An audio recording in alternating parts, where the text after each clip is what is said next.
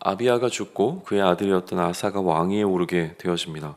아사의 통치 기간 10년 동안에 하나님께서는 이스라엘 가운데 평안을 허락해 주셨다라고 하는 이야기가 좀 기록이 되어 있는데요.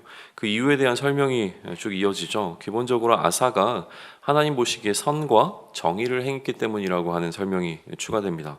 아울러서 하나님 보시기에, 그러니까 하나님이 기뻐하시는 방식으로 그의 나라를 통치했다라고 하는 것을 넘어서서 이 아사는 종교개혁을 단행하게 되어집니다. 그래서 이방의 제단과 산당들을 또 주상을 깨뜨리고 아세라상을 찍고 하는 이 전형적인 종교개혁의 어떤 적극적인 모습을 이 아사는 보이게 되는 것이죠.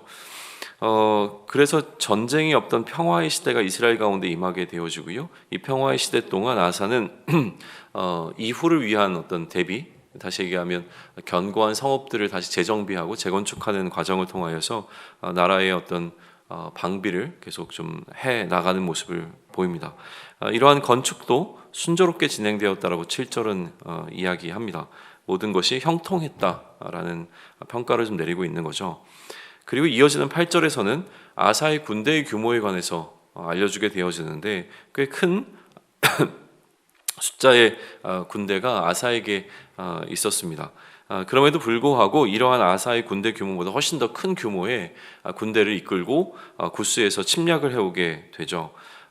그 당시에는 전쟁을 규모로 하던 시절이었습니다. 숫자가 이 전쟁의 승패를 좌지우지하는 굉장히 중요한 요소였기 때문에 훨씬 더 큰 규모의 군사가 쳐들어왔다라고 하는 것은 이스라엘로 하여금 이 전쟁에 대한 두려움을 갖게 하는 어떤 상황이었다라고 하는 것이죠.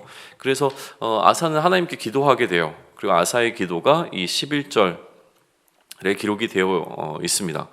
아사는 하나님께 이렇게 기도합니다. 하나님, 힘이 강한 자와 약한 자 사이에는 하나님밖에 도와줄 리가 없습니다. 우리 하나님 여호와여, 우리를 도와주셔서 우리가 주를 의지하고 또 주의 이름을 의탁하고 이 많은 무리를 치러 왔으니 하나님께서는 우리 하나님이 되시니까 우리가 원하건대 사람이 주를 이기지 못하도록 해달라라고 하는 기도를 지금 드리고 있는 것이죠. 그리고 이 아사의 기도를 들으신 하나님께서 어떻게 구스 사람들을 치셨는가라고 하는 내용이 그 나머지 내용을 채워 놓고 있습니다.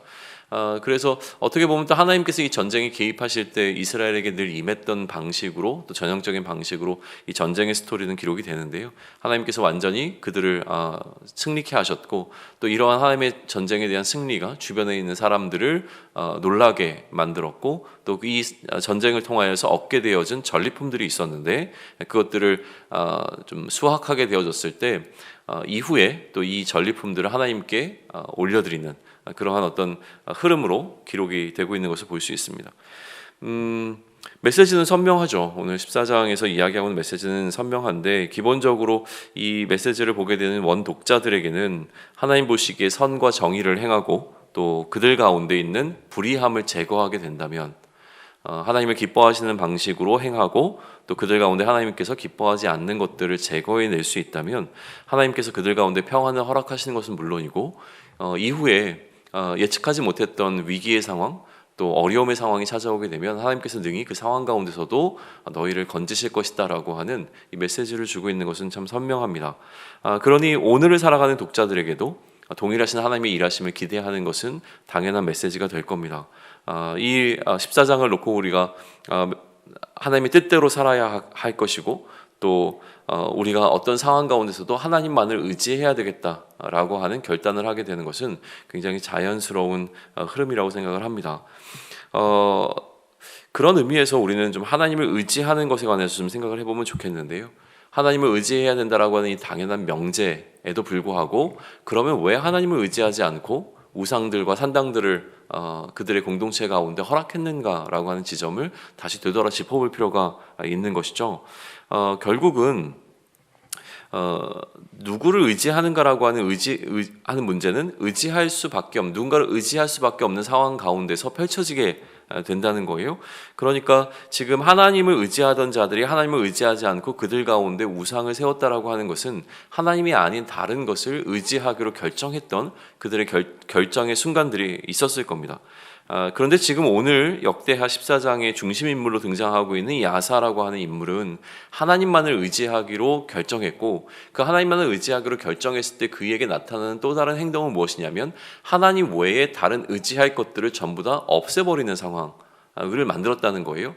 그리고 하나님이 아니면 해결할 수 없는 그 상황 가운데서 그는 전적으로 하나님을 의지하며 이 전쟁 가운데로 나아가고 있는 모습을 보이고 있다라고 하는 것이죠.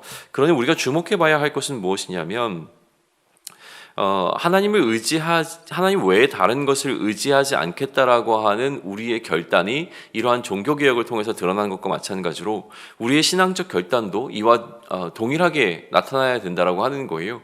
그러니까 우리가 하나님만을 의지할 수밖에 없는 상황이 와서 하나님을 의지하기 이전에 우리가 하나님만 의지하겠다라고 하는 우리의 신앙적 결단을 내림으로 말미암아 우리의 이 신앙의 고백이 하나님을 향해서 온전하게 드러나는 것이 먼저 이루어질 수 있다면 그것이 우리 삶 가운데 주는 영향력이라고 하는 것이 굉장히 클 것이라고 하는 거예요.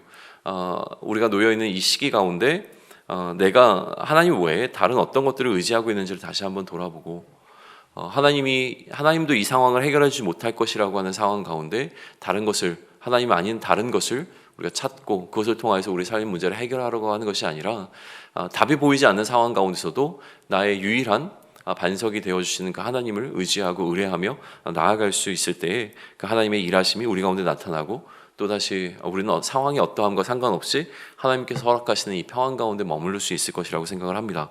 그러한 삶을 누리는 저와 여러분이 되기를 소망합니다.